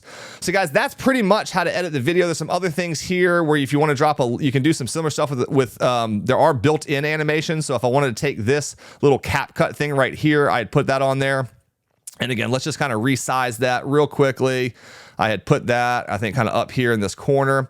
And now I can go in here and I've got this selected and I can go up here to animation and I can pick from a bunch of different animations. Now you'll see, and one of the reasons I paid for Pro is a lot of these animations are only some of these animations are only available for Pro, but a lot of them aren't. So like this zoom, I can click that animation. That's my in. And I can click an out. And so for out, let's say I want to, I don't know, slide right. Something like that. So I've selected an in animation, I've selected an out animation, and that quickly, let's see what we created. So before, this was just a plain image. It was just going to pop up on the screen, stay the same size, same location, and then it was done, it would disappear. So let's play this and see what this looks like. We'll talk about lighting, we'll talk about some audio stuff. Cool, so it zooms in. Horizontally, vertically, what frame rates you should be using. And at the end, it kind of does a little thing. So you can, and there's combos where you can do in and out and all that. So that's how you can create animations to just images. And again, all of these little things at the end, they're cumulative, right? You could take the original video that we did, hook, intro, body, call to action, upload it, edit it, you're good. That's level one. That's a YouTube video. It will get you business if you do enough of them. But these are some different things that you can do to where when you see, you're like, gosh, how do these people get all these crazy animations? That's how. And so again, there are some other things where I was talking about. I think the last thing that we'll probably add here is just to kind of show you how quickly you can add certain animations. So I think it was this one. Where was it? No, it was this one here. So this is when I was talking about what are we going to cover during this, and I had it pop up like how to edit, how to film. So that's all I did. I came over here to text templates, titles, and I found this one here that I thought looked kind of cool. And so like it's got this full little animation. It pops up. I'll play this through. It kind of pops up, fades. I didn't like the little quotation marks. The one thing I found, the big difference between like a CapCut and Final Cut Pro is that these templates are not very editable relative to higher end, more expensive editing programs. So like some of the colors, some of the fonts, some of the placements of these, you can't really adjust, but it's very plug and play. So simple. Again, I can drag this down. If I don't like that little question mark, I'm just going to drag it to where you can't see it. And if I want to come here again, we're going to say how to edit, and then, you know, upload, import, right? Whatever you want to say, export. And now that's there. And so again, that quickly, I've now created this title animation. Pops up. And so this is where if you're doing a video where you're talking about, you know, the 5 reasons to move to your city or the reasons to join your brokerage, whatever you're talking about, and you want to kind of put that on the screen, you can do it that quickly, literally by just grabbing a title, drag it down, edit the text, and it's there. And so basically that quickly, guys, I mean, we've been on this call for almost an hour and a half now, but we talked about it. And so basically everything other than filming the video, which, you know, only took a couple minutes, we've kind of made an entire YouTube video. So this is done. So we added text, we added animations. Some other things I want to talk about as well that I didn't cover is if for some reason, so when I look at this video footage, I actually don't really like the way that it's framed. I think my head is a little bit too low. There's a lot of space over top of my head. So if I want to adjust something like that as well, the same way that I can adjust the size and the placement and the location of my small clips, I can do it with this main one. So let's select our main clip here and let's not put it over the B-roll. So we're going to select this main clip. And again, I just want a little bit less space above my head. So I'm going to take my scale and I'm just going to increase my scale. Let's say like 108, that looks good, 118%. And now I still have a lot of space above my head because what I did is I zoomed in. So now there's parts of the video that are below the screen and above the screen and all that. So what I want to do is I'm going to take my Y-axis again, and I'm just going to slide this up. And so now I can get my eyes kind of that top third of the screen. I've got just a little bit of area above my head. Eyes are in the top third. If I found that I wasn't centered in the screen, that's where I could come here and I could adjust my X, Y. So if I'm a little off center, I want to see a little bit more or a little bit less of this computer screen that's beside me, I can adjust that. And that's basically it, guys. And you can use those as well, the same way that we did keyframes to do the animation of that little object in and out. I can do that to create zoom effects as well. So if I wanted to come here to this main body clip, I can select this main clip, and then I can go ahead and set a keyframe on my scale and my position. And then if I come over here a couple seconds later, I'm going to increase that scale again, let's say 120%. I'm going to keyframe that, and my Y axis up here, and I'm going to keyframe that. Oop. All right. And so now if we play this through, you're going to see this gradual zoom. Because again, what we did is we told the software at this point in time, I want this. At the next point in time, I want this. And then in between those two, give me a gradual transition. So as we play this, if you see this, now we've automatically created this little zoom in. And that can be a good effect to use because it kind of pulls people in towards you, right? There's different little tricks that you can use to increase engagement. Little things like that where they see you, but now they almost feel like they're being pulled to you. There's little tricks like that that we can go into in more advanced trainings on how to utilize some of this stuff, how to utilize jump cut. So, a jump cut would be where you did have a retake, right? You screwed up, you fumbled over your words, and you need to cut. Well, sometimes if you just do a harsh cut from one clip to the next, it can be kind of jarring if your body position's off. So one thing that people will do to kind of hide those cuts is on that cut, they'll go from maybe 100% scale on one to 120 on the part that's after that cut. And so what it does is it sort of creates almost like this animation, this little jump. So it by adding that movement, it detracts from the fact that you actually had a cut in your clips. And so there's little things like that we can talk about from a more detailed thing. But guys, that's how you make a video with captions and B-rolls and titles and animations and all sorts of stuff. When you're done, you're gonna go up here to export, upper right corner, name it, figure out where you want it to get saved. I'm not going to save this video because it's going to destroy my computer while we're on here. Resolution, again, 4K, 2K. You're not really going to use 2K, 4K or 1080p. Again, export it as 4K. Bit rate, just keep it as recommended. Codec H.264 format. Make sure the frame rate that you're exporting is the frame rate that you want it to be. That's going to pretty much be set from when you start the project. And then you're just going to hit export. It's going to take a while. It's going to make the video, and then you have it's going to just save that wherever you want. And now you've got a file that you can that you can upload. So once we've got the file, we can come, if I can see my screen. All right. I'm not going to talk about how to make a YouTube channel just because there's 100 videos out there. Just make a YouTube channel. Just Google how to make a YouTube channel. It takes a couple minutes. Once you make a YouTube channel, you have what's called your YouTube Studio. That's the back end. That's where you control everything. All right. So in order to upload that video, when you're in YouTube Studio, again, Google it, come up here to upper right corner. You're going to hit create. You're going to go upload videos. And it's going to create this little box for you right here. We're going to take that video file that we had. So we had that final video. This is where we saved it. And then we simply are going to take that and we're going to drag it and drop it right here. And now it's going to start uploading that video. Now, depending on how long your video is, the resolution that you shot it at, right, 1080p or 4K, the frame rate that you shot it at, and how big that overall file is, this is saying that this is going to take 10 minutes, okay? This is a 4-minute long 4K video. It's probably going to take longer than 10 minutes. Just know everything in video takes longer than what you think. So if, some of the files that AJ and I do that are an hour and 30 minutes long, that might be a 50 gig video file.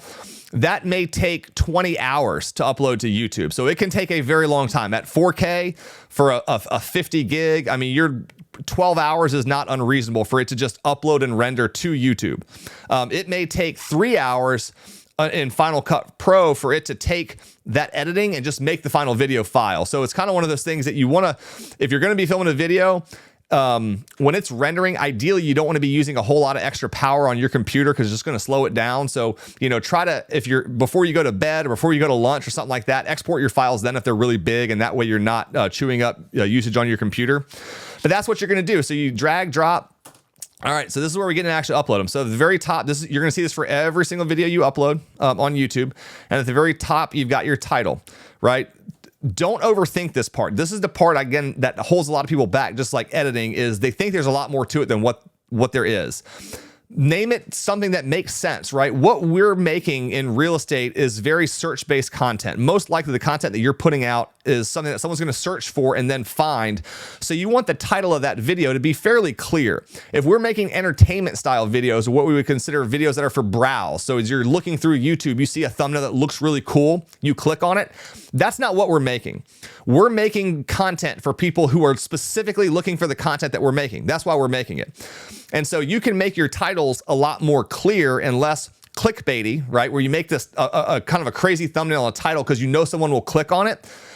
that is what we're trying to do, but we also want to make it pretty straightforward on what they're going to get when they watch the video. So, you know, what I would tell you, the easiest way to find titles that work, or like title formats, is, again, go on YouTube and look up some of the big cities that have a lot of that have prominent YouTubers, right? Living in any big city, and then go to their YouTube page, look at the titles they're using, how they're structuring them, how they're using the name of their city and then different things in there, and rip off and duplicate, right? Take that title that got 30,000 views for a good YouTube channel, maybe in your city, and adapt that to your title. So you don't have to reinvent the wheel here. Use what's already out there, and that's the easiest way. I would tell you to do the same thing for subscriptions, right? I mean, for descriptions. Find a YouTube channel that's doing really well and look at how they have their descriptions written. So typically what I'm going to put on the top line here is the thing that's going to help them with the call to action. So if I said, hey, if you want to book a one-on-one Zoom call with me, there's a Calendly, there's a link to my Calendly in the description below. I want that to be the first line. I want them to be very, very easy to find that. So I'm going to link here, hey, click here to book a Zoom call with Mark. That's line one. If you look at any of AJ and I's videos, most of the things we want is for people to book a Zoom call with us for agent attraction on those videos. That's the very first thing you're going to see in almost all of our video descriptions, is that. Make it really easy for them to find. Then just write a description. You can use ChatGPT. Hey, ChatGPT, I just wrote write me a description for a video about the pros and cons of living in X city, right? And it can come up with something generic enough. Make sure your contact information is in here. Whatever way you want people to get in touch with you, email, phone, text, whatever that is, have those links in here. And then anything else you want them to know about, right? You can put different links in here for, hey, here's a link to my buyer's guide. Here's a reason to my 9 critical questions. You can have all that stuff linked down in the description. All right, thumbnail. This is what trips a lot of people up too. Very, very easy. We're going to hop into Canva really quickly. So again, thumbnails, if you don't want to make them yourself, you're not a photo editor, get on Fiverr, right? Fiverr, get on Fiverr, and then you can just pay someone, $5, $10, $20, give them what the video's about, what you kind of want the thumbnail to look like. They'll make one for you. If you want to do it yourself, it's pretty easy. Get on Canva. I would recommend having the Pro, because at least it used to be, in order to delete the background from a picture and just get your face there, you needed to have the Pro version.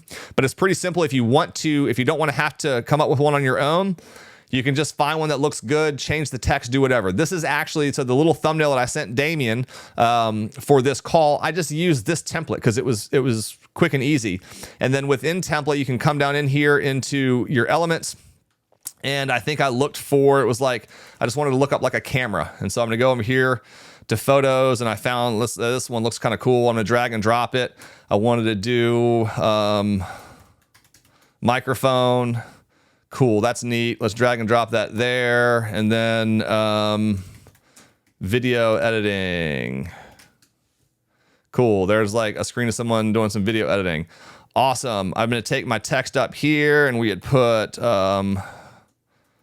shoot, edit, upload, right? Type the text of what you want.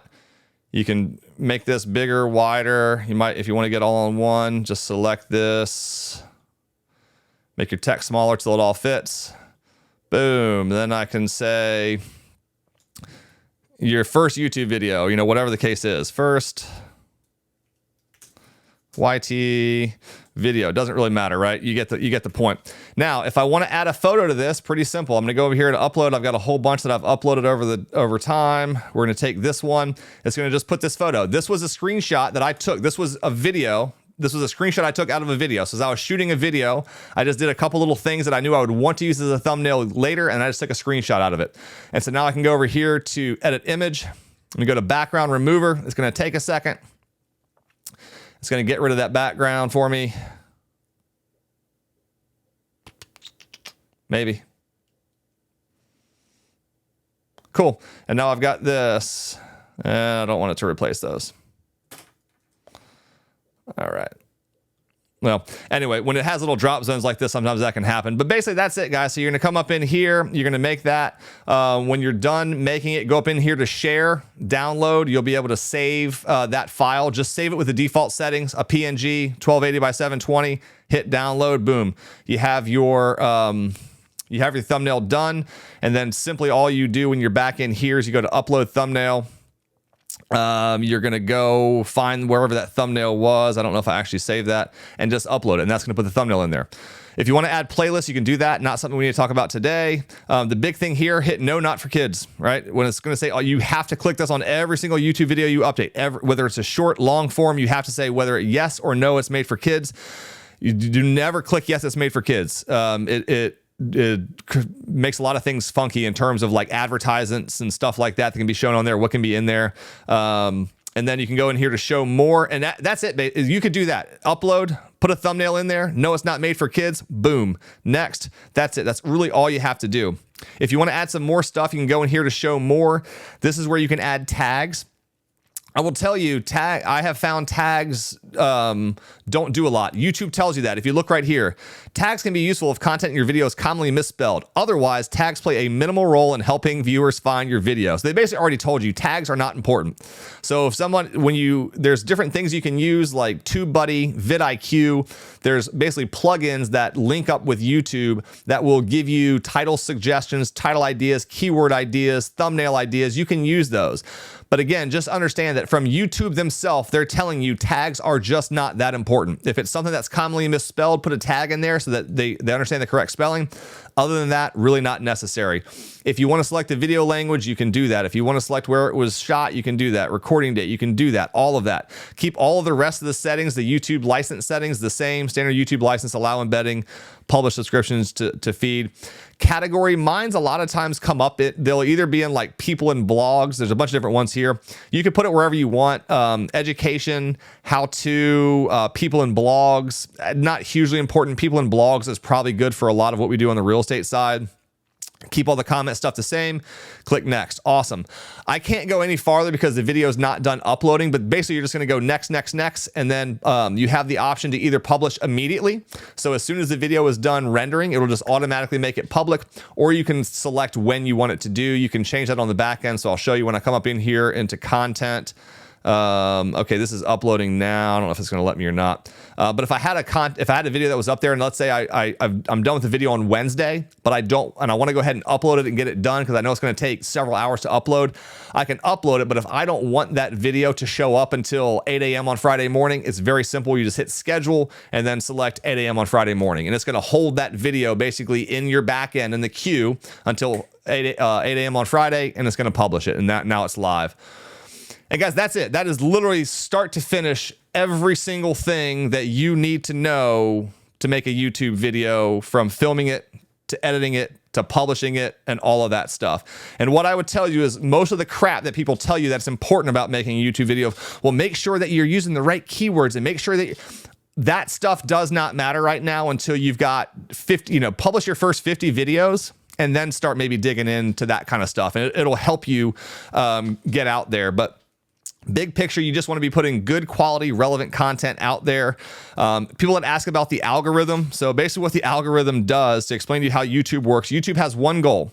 YouTube's goal is to keep viewers on its platform for as long as it possibly can. It wants to get people onto YouTube, and it wants people to stay on YouTube for as long as it possibly can, because YouTube makes money by selling ads to advertisers. And the longer that you're on that platform, the more opportunities it has to show you ads. That's how it makes money. Plain and simple. You watch ads, YouTube makes money. It wants to keep you on the platform as long as possible to make ads, to make money off of ads. So your goal is to make content that's going to keep people on the platform longer, right? So making longer form content is good, right? The longer your videos, if you've got videos that if you make 20-minute videos and the average person watches those videos for 8 minutes, which is pretty good, YouTube wants to show your videos over someone who makes 3-minute long videos and people only watch them for 60 seconds because you're keeping people on the platform for 8 minutes. This person's keeping them on there for 1 minute. They want to show your video more. And so what YouTube's going to do when you make a video is they're going to take that video and they're going to sample it. So they're going to send it out to a bunch of different people who they think might have interest in your video. And they're going to show it to them. And based on whether or not they click on it, based on whether or not they watch it, and then based on how long they watch it and whether they like it, whether they engage with it, whether they comment on it, they're going to take your video, and if it's not doing well, they might show it to some other people over here, some other people over there, to see if they can find a group of people who resonate with your video. And if they can't, they're just going to stop showing your video. But if they can, they find people who connect with your video, or people are searching for your videos, finding them, clicking on them, watching them. They know the profile of that person who watched your video. And so that's what's kind of cool and how the algorithm works over time, and why it just takes time to build this up is it takes a lot of data points for YouTube to figure out what your channel's about, what your content's about, and who actually likes to watch your content. And once you make enough of that content and it has shown it to enough people, YouTube will start to figure out the profile of the person who generally likes what you are putting out, because they're going to look for common trends. And so if it's someone who's looking for relocation into Destin, a lot of the people who are watching that are probably watching other content. They might be watching competitive real estate agents in your local market. So they know that you have related content. They want to show your content to them too, to see how they like it. It may be people who are looking for resorts, in Destin. They're searching for like resort reviews, and maybe maybe people who search for resort reviews also look for real estate agents. So they're going to find these trends, and they're going to say, hey, people who do this tend to like this guy's or this girl's content. Let's show these people that content to see if they like it. That's essentially how the algorithm works. But what I would tell you is these algorithms change all the time. And so don't make your content based on whatever the current algorithm is, because we're trying to make long form content that lasts for a long period of time. And so make good quality content that will get views and get attention no matter what the algorithm is currently doing. Just make good quality, relevant content to the information that you want to put out that answers questions of people who are searching for that stuff, and you'll be good. Do we have any questions? I think I'm way over time, but I've got a doctor's appointment here in a little bit, but I've got a little bit of time to hang out if we want. Don't worry. This is going to be valuable. I will have to go back and reference this. Yeah. Before we jump off, anyone got any last minute things they want to touch on? Anything during the editing stuff that maybe I kind of blew by too fast, or where are we at, guys? Yeah. Hey, Lynn. Hey, this is fabulous. Thank you so much. Absolutely. I was using iMovie, so I think I'll do CapCut. Quick question on the audio. I never liked the way I sound. I feel like I sound too slow. I want to speed it up a little bit, so I've always been putting it like 104, 105%. Is there a way to do that with CapCut? Yeah, you can. Let me get you guys going. There is right up here, speed. So in the same area where you've got, so for every clip that you've got selected, let's get you guys out of the way. So if I want to select this main clip here, if I go up to speed, I can do one, I can drag and drop, so I can speed up and slow down, or you can just manually enter. So you can put 1.03, something like that, and that'll get you what you want. But yeah, that's how you would do that here. You're clicking on the audio for me? No, so when I'm just clicking on the main clip, because the audio is automatically connected to this clip. So when I click on the main clip, I can go up to speed, and it's going to speed the entire thing. So it's going to speed the video and audio up simultaneously with each other. But that would be it. So yeah, as soon as I click on that, the default, it shows up. So when I click on a video clip, it's going to default up here in the upper right to video. But the one right next to it is audio and then speed. So I just go over to speed, and that's where I can adjust that speed right there. Can you also detach the audio? I have not tried with this, but let me see if I can separate audio. Yep. So if I basically do the equivalent of a right click, I can separate the audio out and then have my waveform down here. And that does make the waveform. So that's a good point, Lynn. That'll make it a little bit easier to see those waveforms as well if you want to do that. But now just bear in mind, and I don't know. So yeah, so once I separate that audio, as I make adjustments to the video, the audio is still there. And so if you want to keep them together as I make adjustments to the video, so I could technically, I could get things really off sync if I tried to move this audio. Right now they're linked, but if they got unlinked, that would be an issue. But if you want to see the audio waveforms better, yeah, right click, separate audio, and now I can recover audio and put them back if I want. Yeah. Again, I am not a cap. I have what we just did is the most experience I have in CapCut. So I'm sure there's a lot of things it can do that I don't know. But one of the cool things, and Damien, this might be for you, is when I go on here, let me figure out where it's at. Effects, video effects. There is a way, tracking, animation, adjustment. I'll have to figure out where it's at, but there is. There is a way to automatically delete the background in CapCut. I don't know exactly where it is at. I did at one point, but that is in here. And so that's something that you can just Google how to remove background in CapCut. There'll be tons of videos showing you how to do that. So if you don't have a green screen, but you don't like your background, you can kind of cut yourself out. And then all you would do at that point in time is you would just take a still image or whatever you wanted behind you, and you would just drag that above the clip in the background. And so then it's going to show that clip behind you and then you above. And so that's how you would kind of replace that if you didn't have an actual green screen.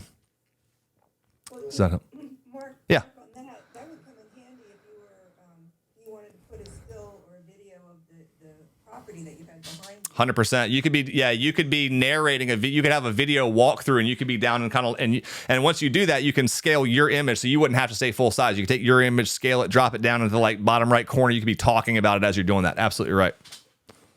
Okay. Who else has got anything? We good? Cool. Hey, so while we're on here, let me know, because Damien, I'm happy to come back again first Thursday next month. What are people struggling with? That would be if you had an hour to learn something about video, YouTube, whatever, what would it be? What could I do a training on in an hour that you guys would like to see that would be the most value? We can go into higher end camera settings, higher end editing techniques. Like what would be helpful? I think, for me personally, I'm going to be doing living in Destin, right? And I think it would be shooting the actual video like out there. Like, for example, I live on Holiday Isle. The first video I'm doing is all about Holiday Isle. Okay, so should I take the different neighborhoods inside of here, or should I do one video on the overall Holiday Isle, then take each individual neighborhood? I guess Yes. Yes. All the above. I mean, that's the thing is like, they probably have 15 condominium developments on this. I could probably do each condominium development as a video also, right? you could. 100%. And that's, and again, you have to think about, so when you're making the videos, think about like, before you make a video, ask yourself, like, what question would someone be asking that I could answer with this video? Like, what are the people who are going to buy real estate from me? What are the things that they want to know? About condominiums, they're probably going to, in neighborhoods, they're probably going to want to know about the HOAs. They're probably going to want to know, are we in a flood zone? So all those different things that I'm thinking of, investors thinking of. Yep. Get finance, right? Yep. Also, when's the last time a hurricane hit? Yeah. And the cool thing with all that stuff, when it comes to like HOAs and everything, that's an awesome opportunity as well for you to utilize, the different titles and stuff like that. So you can, you can really set yourself apart from the other people who are just talking by doing simply what we just did, finding some cool titles that you can drag and drop to where, when you're talking about, hey, this HOA is, $749 a month. Cool. You can have that up on the screen. You can kind of have that all go down to where, someone can, again, they're just going to get how can you make a video that someone's going to get more value out of than the competing real estate agents in the area? Because here's what I want someone to understand as well. You're not going to make a YouTube video about your city and people are going to and be the only one that people watch. So before someone calls you, if they've watched you on YouTube, what I have found is that for the most part, if someone calls you, they've watched almost every video that you've put out. And so if you've got 20 videos, they've probably watched like all 20 of them, and some of them multiple times. What they've also done is watched every other agent's videos in your city that's putting out content about the same thing. They're not just going to watch you. And so that's the cool thing about YouTube, though, is there's going to be people who watch your videos and they watch a different agent's videos, and they're going to like the other agent better, and they're going to do business with them. That's okay. That's a good thing, because we're all abundant minded, right? And we know there's more business out there than we could each have individually. That's okay. Let people gravitate to who they're going to get along with. The people who do call you, I can tell you, are going to be the best fit for you because they've watched you and they've watched everyone else and they chose you, right? They don't feel stuck with you. They're choosing you.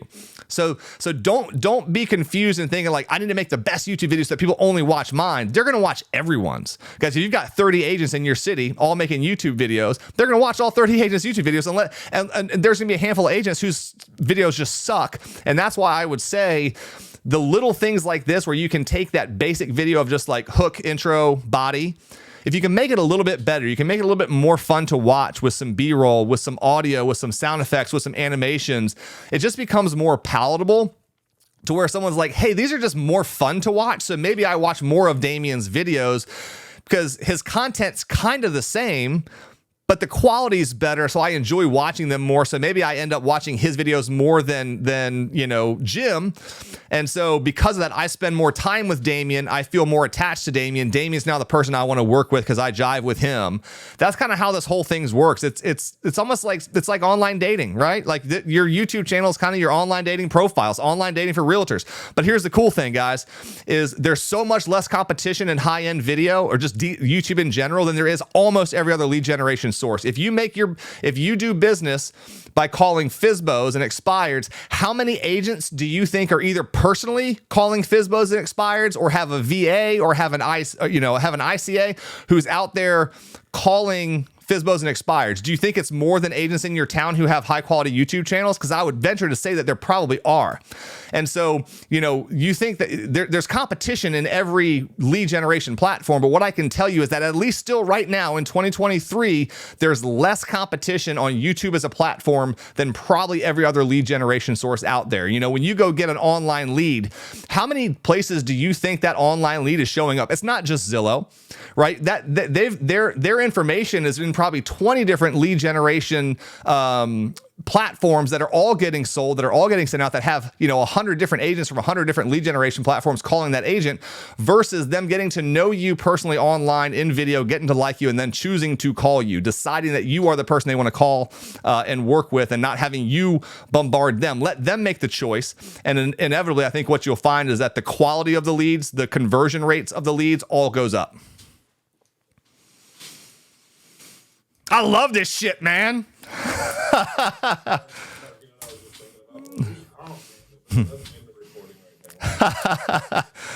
All right, guys. Hey, thank you so much. So maybe we can do that. And Damien, I think maybe a way to do that training would be, I have a ton of footage I've already shot. I can take the raw footage, but I can go, the hard thing to do is I think it'd be like actually filming out in town.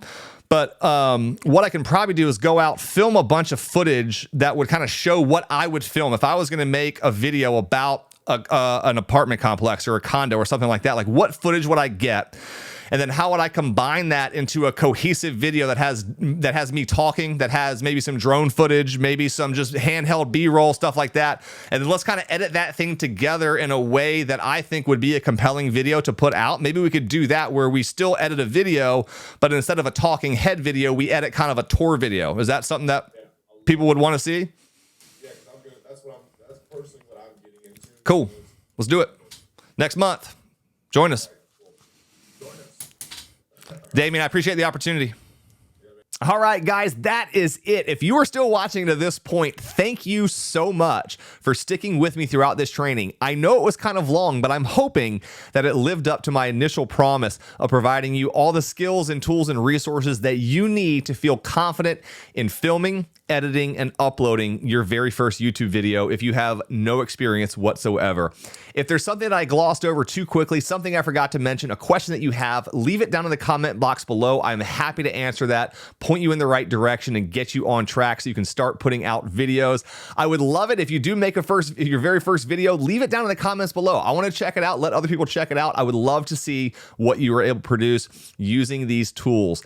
Guys, thank you again so much for watching. And again, these types of trainings are things that we do weekly, every Tuesday, every Thursday in our group here at LPT Realty. If that's something that you're into and you want to learn more about LPT Realty and you potentially want to partner with AJ and myself and have us sponsor you into the model, we would love to connect with you on a one-on-one Zoom call. I'm going to leave a link down in the description box below that you can go ahead and set that up at a time that works for you. We would love to connect with you, learn more about you, your business, what you're trying to do. If video is part of that, I would love to help out. I have Zoom calls with my partners here at LPT Realty all the time for people that are starting their YouTube channel and they want some tips and tricks and things that I can help out with. I love hopping on those calls and helping out my business partners here. So guys, if that's something I can do for you, I would love to connect. And thank you again for watching. Hopefully we're going to bring more of these and start getting a little bit more in depth to some more advanced video editing techniques and filming and all the fun stuff. So if you're not subscribed already, go ahead and subscribe, and that way you don't miss out any of the new content that's coming out. Thank you again for watching. Until next time, be well, and I'll see you on the next one.